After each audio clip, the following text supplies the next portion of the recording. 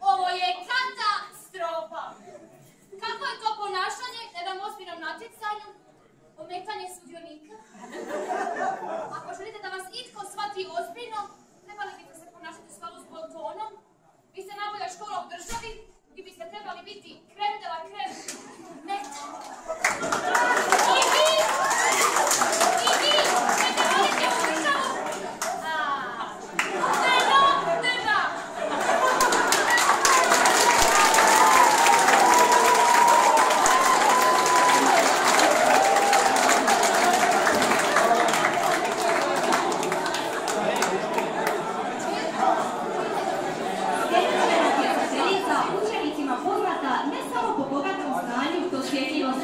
simpatičnosti, već i po svom upečatljivom stilu.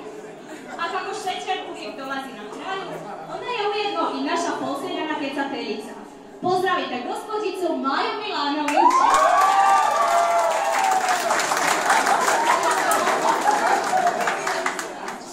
Hvala na predivnim riječima, ali ja nisam baš sportski cip, što više nikad nisam voljela cijelosti.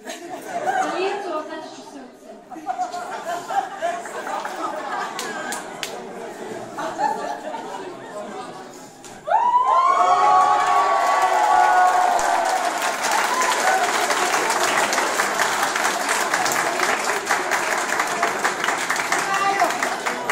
Upravo ste slaboćom odnijeli pobjedu i stoga vam iskreno čestitam. Imate li što za reći?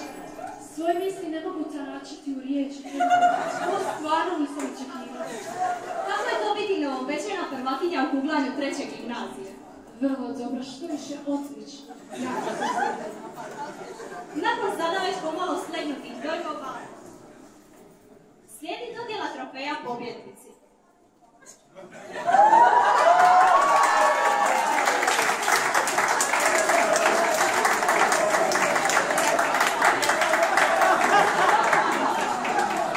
Joj, Ivane, sviđa ga najbolje slikati za Instagram.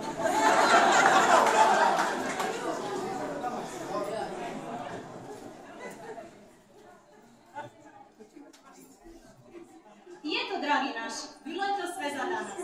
Uz dozu iznenađenja, šokova, te s neočekivanim raspletom okončao se prvi kuglaški turnir naše škole. Nadamo se da ste uživali u našem društvu i napominjemo da je svaka sličnost sa stvarnim osobama namjerna. Što više, dobro namjerna. Uživajte i ugodan vam dan.